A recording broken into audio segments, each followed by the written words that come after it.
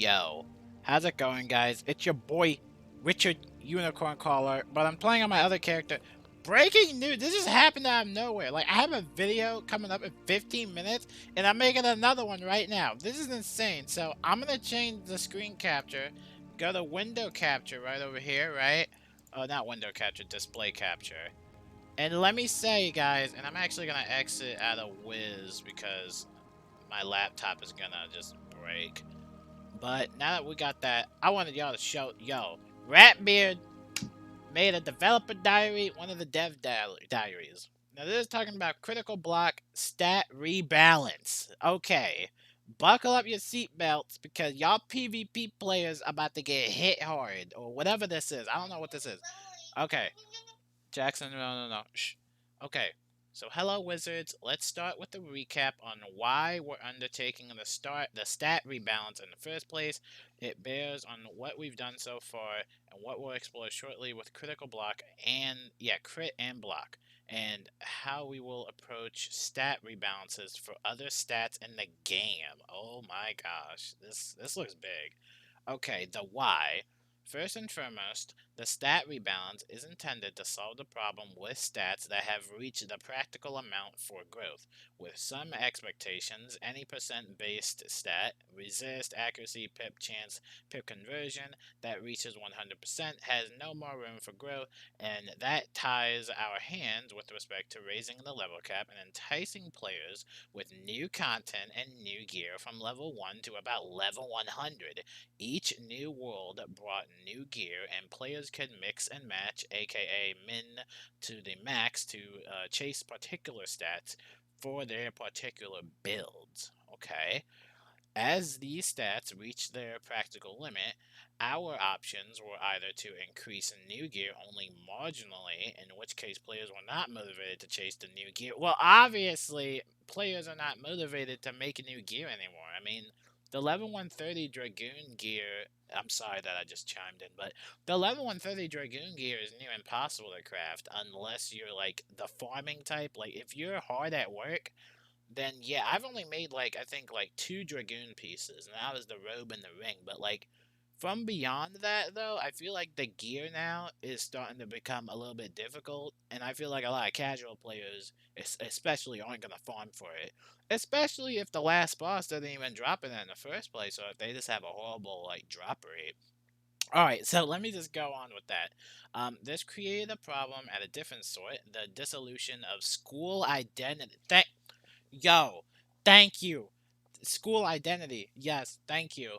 I don't even feel like a life wizard anymore, bro. Okay, for example, when there was no more room to increase resist on ice gear, we compensated by adding other stats, damage critical, that had room for growth, but these stats had room for growth specifically because they were meant to lag behind other stats. Dude, I love Ratbeard, dude. Like, I think he's the only one at King Isle that, like, tells you what's going on. The stat rebalance we are currently undertaking will shift stats away from fixed limits and allow us to restore more stat-based school identity. This is not to say that you cannot chase gear to shore up your school's weaker stats. Just that we'll have more flexibility to create more gear, and you actually have to make choices about what stats you want to choose. In part, this relies on the stats you'll see on the gear, and in part, this relies on changing. I can't even talk. And changing the way that stats work and create a soft caps instead of a hard caps. Okay, now this is like a math. I don't really know all these math problems, but I guess we'll get to it together. This is the how, the technical details. So after our rebalance, most stat calculations will use limit functions of a general form. Fx, x parenthesis x equals x dash xa, where the x is the stat in question and can be any positive number, perhaps a constant set in combat configuration file, or even another stat. Where percent-based stats are concerned, we look for functions with a limit of 1, like example 100, but we can create functions with lesser or greater limits as needed. This general approach allows players to pursue higher and higher values of X without the fear that resulting in the value reaches a broken state. We set the limit as appropriate for each stat and allow players to chase gear with higher values of X, which is the stat. X is the stat in question, by the way, in pursuit of that limit. Now, in the basic form of this function, diminishing returns set in. Eventually, a player will reach a value of X that is close enough to the limit that the player isn't motivated to chase anymore. We address that by integrating the opponent's stats in the function. A value of resist that approaches the limit when your wizard at level 50 may no longer be satisfactory when your wizard is facing level 100 foes. Okay, that was kind of interesting. Now there's crit and block. Now both crit and block have a base chance of success, derived from your character's level, which is then passed through a limit function that compares the attacker's crit to the defender's block. The attacker rolls and attempts to crit, and if he is successful, then the defender rolls and attempts to block. The new formulas are designed to allow crit to outpace block. The goal here is to preserve that magic moment where the spell is cast, the cinematic plays, and both players anxiously wait to see whether the attacker crits and the defender blocks. Getting the RNG exactly right to create a dramatic moment as opposed to a frustrating moment is a tricky thing.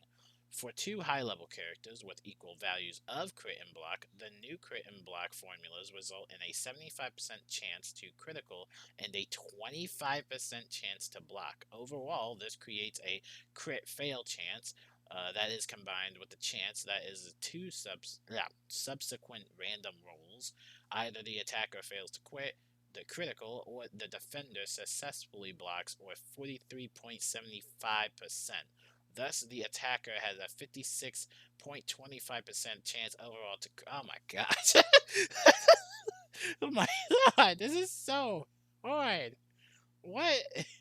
I don't even, dude, I just want to heal. That's like, I don't even care. Oh my god. Okay, if the defender successfully blocks, the calculation ends there. The block negates the crit, and no additional damage is dealt by the attack. Now, on the other hand, even if the defender does not block, this block stat protects him from critical hits.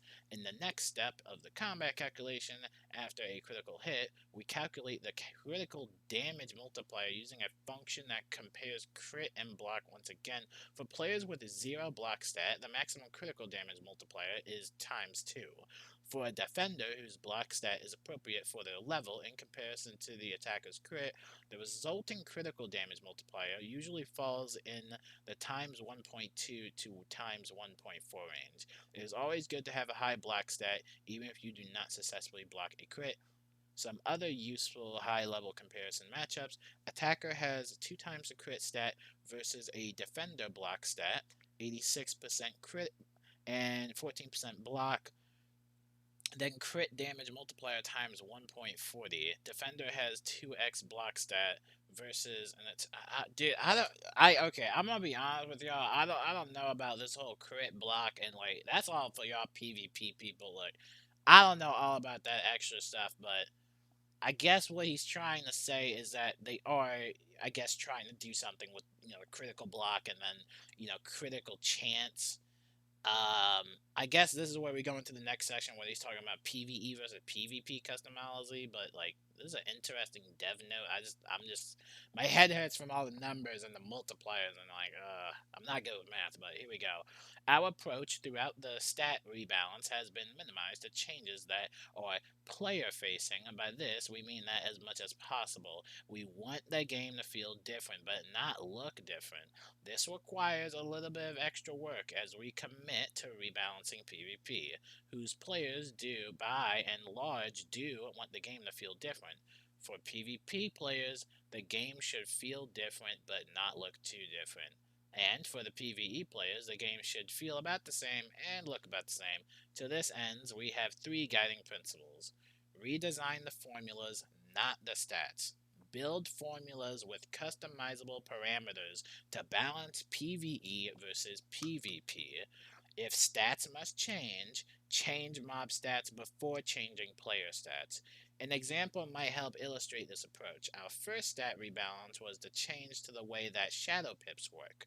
The formulas we created to rebalance shadow pips include several different parameters: the control and the pace at which the shadow gauge fills, as well as the ability to differentiate between PvP and PvE, between solo and team play, and whether or not the opposite team is human PvP or AI PvE.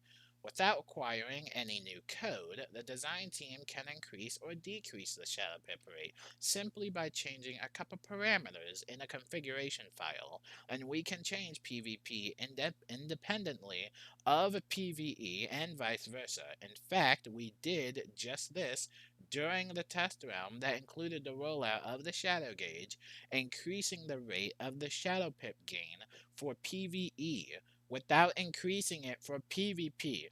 He's saying that PvP and PvE, when he's saying they're different, that's what I think he's trying to say. Like, these are two different modes. That's what I'm saying. Like, that's what I like. I like the separation. I like that. I like that. I like what he's saying. So, in conclusion, to recap, rebalance stats via limit functions that integrate both attacker and defender stats into the calculation, thus creating soft caps and chase for a better gear to keep up with the stats of your opponents. Our next and most daunting task is to rebalance the damage slash resist slash pierce loop. We'll share more information on that as appropriate. We'll also address two: accuracy, pip chance, and pip conversion. It's unlikely these three stats will include any opponent stat comparison, so we'll need to handle that in a little bit. I honestly don't really care about pip conversion. I really, like, when it came out in Mirage, I was like, oh, that's cool, but I don't know. I feel like pip conversion is kind of stupid. So, speaking of holding things a little differently, you may notice that these dev notes precede test realm, as opposed to being released after test realm, as a backwards looking explanation, or even doing test realm as a reference to the current implementation. The feedback that we have received so far over the last couple of updates had been excellent, preparing you in advance this time what we're hoping to accomplish, what we're attempting it, and how we're going to do it. Many more years of great Wizard101 game. Thanks for having me. Okay. Okay. That was a lot to take in. I don't know any of that. I'm gonna be straight with you. I don't know any of that, but it seems like he's trying to like rebound, like, critical block and all that stuff. So I think we will be seeing some changes with that very soon, possibly in the test round.